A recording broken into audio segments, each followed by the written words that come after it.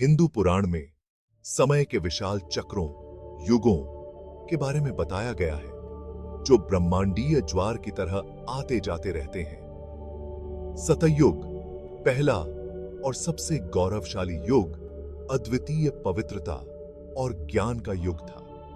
पृथ्वी प्रचुरता से भरी हुई थी। मनुष्य महान ज्ञान और सदाचार से युक्त थे, एक दूसरे और प्रकृति के साथ सद्भाव में रहते थे। एक ऐसी दुनिया की कल्पना करो जो दिव्य कृपा की सुनहरी चमक में नहाई हुई है। यह था सतयुग, सत्य का युग, जहां धर्म, ब्रह्मांडीय व्यवस्था अपने चार पैरों पर मजबूती से टिका हुआ था। यह एक आदर्श है जो हमें सत्य की तलाश करने और आध्यात्मिक विकास के लिए प्रेरित करता है।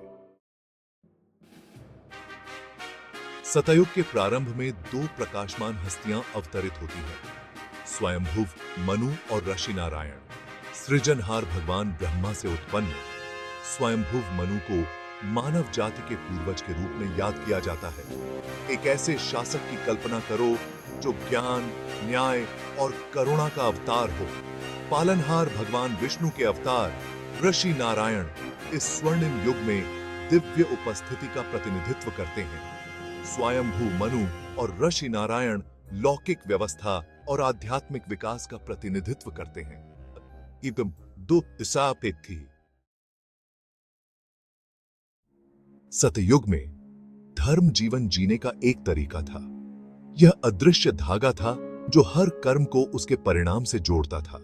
एक ऐसी दुनिया की कल्पना करो जहां हर कार्य दिव्य व्यवस्था के साथ प्रतिध्वनित होता हो। यह ब्रह्मांडीय सामंजस्य लोगों के जीवन में परिलक्षित होता था। वे प्राकृतिक नियमों के अनुसार रहते थे। उनके कार्य सत्य, करुणा और निस्वार्थता द्वारा निर्देशित होते थे। भाग 4, सत्य की विजय। सतयुग की कहानियां, जो अक्सर पीढ़ी दर पीढ़ी चली आ रही हैं, सत्य और सदाचार की शक्ति का स्पष्ट रूप से वर्णन करती हैं। राजा हरिश्चंद्र की कहानी पर विचार करें, जो सत्य के प्रति अपनी अटूट प्रतिबद्धता के लिए प्रसिद्ध थे। उन्होंने अपने राज्य, धन और यहां तक कि अपने परिवार को खोते हुए अनगिनत परीक्षणों का सामना किया। फिर भी वह कभी भी धार्मिकता के अपने मार्ग से नहीं टिके।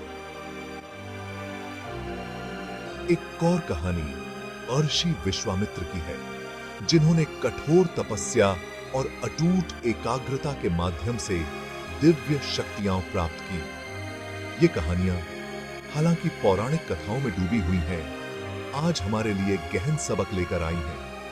वे हमें याद दिलाती हैं कि सत्य और धार्मिकता का मार्ग चुनौतीपूर्ण हो सकता है, लेकिन अंततः सच्ची पूर्णता और मुक्ति की ओर ले जाता है। भाग 5, एक बीते युग की गूंज। आज का संसार अपनी जटिलताओं और संघर्षों के साथ रमणीय सतयुग से कोसों दूर लग सकता है। फिर भी उस युग का ज्ञान आश्चर्यजनक प्रासंगिकता रखता है। सत्य, करुणा और धार्मिकता के सिद्धांत हमेशा की तरह कालातीत और सार्वभौमिक बने हुए हैं। जिस प्रकार सूर्य की किरणें सबसे घने बादलों को भी भेद देती हैं, उसी प्रकार सतयुग के आदर्श हमारे जीवन को प्रकाशित कर सकते हैं, हमें अधिक सामंजस्यपूर्ण और पूर्ण अस्तित्व की ओर ले जा सकते हैं।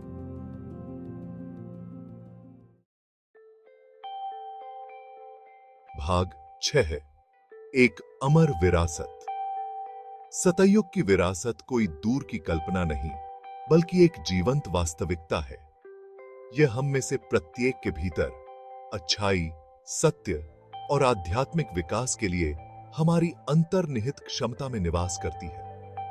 चुनौती इस क्षमता को जगाने में है, अपने विचारों, शब्दों और कार्यों में इन गुणों को मूर्त रूप देने का प्रयास करने में है।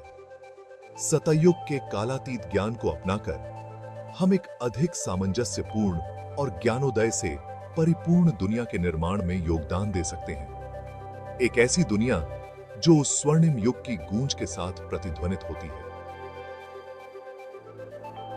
आइए हम अपने जीवन को उस गौरवशाली भोर का प्रतिबिंब बनाने का प्रयास करें। सतयुग के प्रकाश को अपने वर्तमान क्षण में लाएं।